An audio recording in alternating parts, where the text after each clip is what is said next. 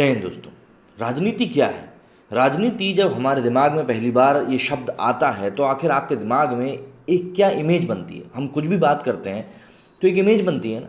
अधिकतर लोग तो ऐसे होंगे जिनके दिमाग में नायक पिक्चर के अनिल कपूर आ जाते होंगे, लेकिन फिर भी राजनीति क्या होती है और आखिर ये चीज़ क्यों कही जाती है कि एक पढ़ा लिखा आदमी कभी भी राजनीति में जाने की नहीं सोचता।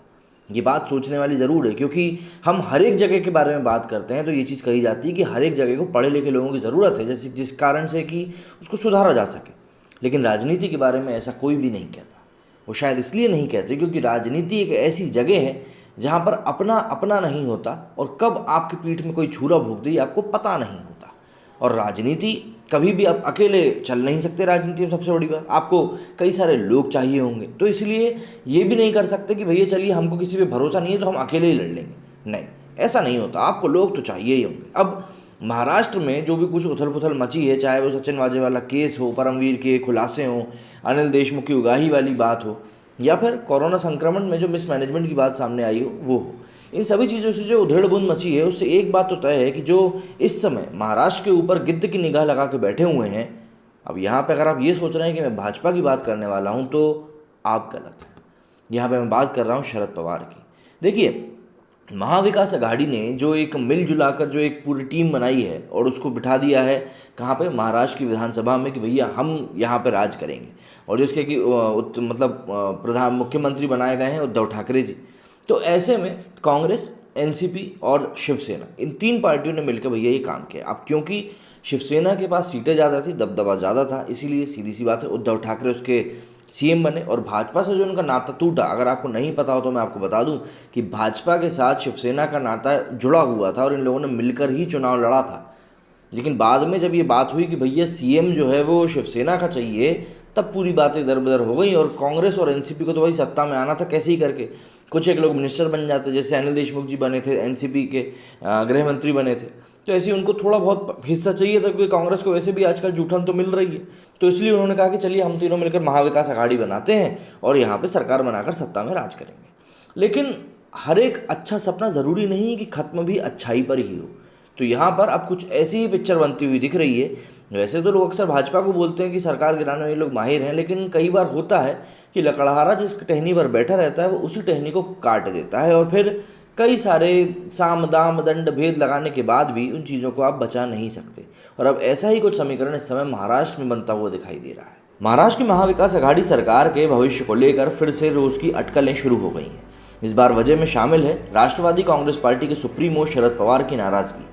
कहा जा रहा है कि शिवसेना प्रमुख उद्धव ठाकरे को मुख्यमंत्री बनाकर अब उन्हें गलती का एहसास हो रहा है। पवार वो शख्स हैं जिन्हें मौजूदा महाराष्ट्र सरकार का शिल्पकार माना जाता है। माना जाता है कि उनकी वजह से ही कांग्रेस भी शिवसेना के साथ आने के लिए तैयार हुई। ताज़ा अटकलों को हवा मराठी दैनिक तरुण भारत की रिपोर्ट से मिली है। इनमें बताया गया है कि पवार को अब पछतावा हो रहा है और उन्हें लगता है कि उद्धव ठाकरे को सीएम बनाना एक बहुत बड़ी भूल थी। रिपोर्ट में कहा गया है कि उद्धव ठाकरे शरद पवार के फ़ोन कॉल का जवाब तक नहीं देते।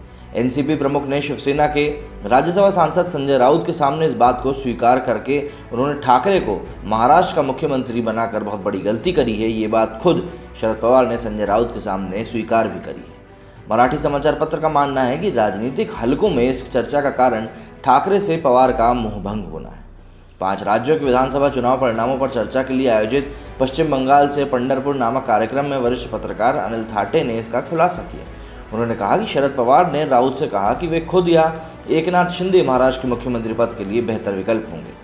थाटे ने इस दौरान उन पहलुओं पर भी बात की जिससे ममता बनर्जी को बंगाल में जोरदार जीत मिली और जिसे महाराष्ट्र सहित अन्य राज्यों में दोहराया जा सकता है। उन्होंने कहा कि बाला साहब ने अपने दम पर सत्ता नहीं हासिल करी। शरद पवार कभी भी महाराष्ट्र के ममता बनर्जी नहीं बन सकते और न ही ये उद्धव ठाकरे के लिए संभव है। शरद पवार 52-55 से अधिक विधायकों के साथ कभी सत्ता में नहीं रहे।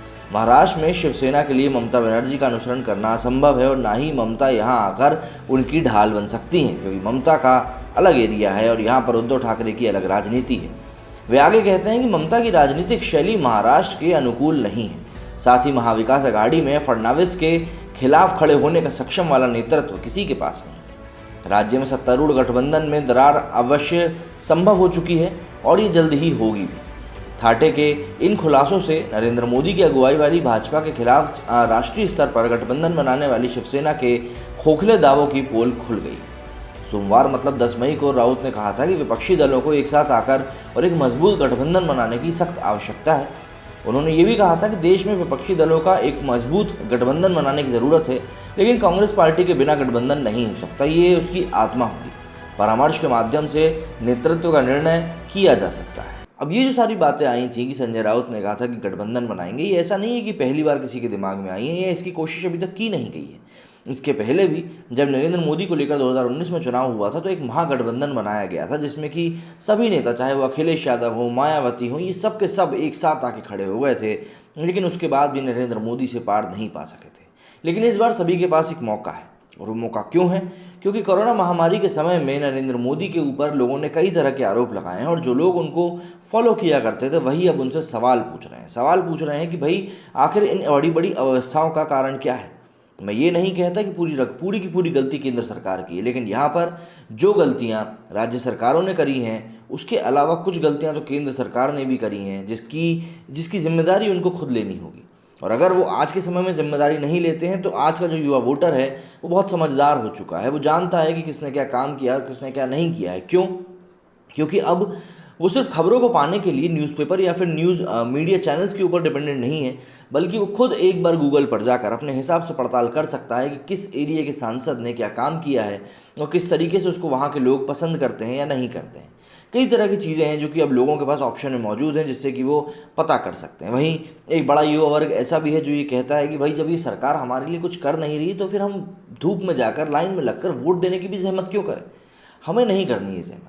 तो इस तरह से लोगों का विश्वास जो है वो गिरता जा रहा है, डिगता जा रहा है। तो अगर आपको इस विश्वास को बचाना है तो समय रहते आपको कुछ ऐसे कदम उठाने होंगे जिससे कि पब्लिक आपके साथ आकर एक बार फिर से जुड़ सके।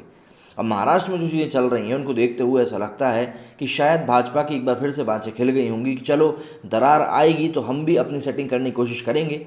लेकिन ये चीज़ अभी भी काफ़ी मुश्किल है, क्योंकि फडणवीस के सामने कोई नेता भले ही ना हो, लेकिन उनके पास अभी भी उतने ज़्यादा वोट नहीं हैं जितने उनको सरकार बनाने के लिए चाहिए। बंगाल में जो हुआ वो हम सभी ने देखा।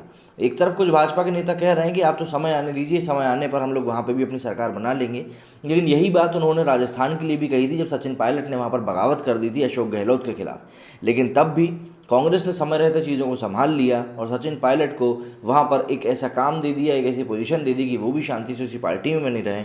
और सचिन पायलट ने भी कह दिया कि उनका कोई इरादा नहीं है कांग्रेस पार्टी छोड़कर जाने का, जिस तरीके से सिंधिया जी आ गए। अब सिंधिया जी के साथ तो देखिए अलग बात है, उनकी फ़ैन फॉलोइंग भी अच्छी है, उनको लोग पसंद भी करते हैं, लेकिन ऐसा भी माना जाता था कि वो गलत पार्टी में गलत समय पर जाकर बैठ गए हैं। लेकिन अब महाराष्ट्र में क्या चीज़ समीकरणों में आती है, ये चीज़ देखने वाली होगी, क्योंकि अगर कुर्सी पलटने की बारी आई तो शरद पवार इसमें बिल्कुल भी पीछे नहीं हटेंगे। मेरे स्टूडियो में फिलहाल इतना ही। जय हिंद, जय भारत।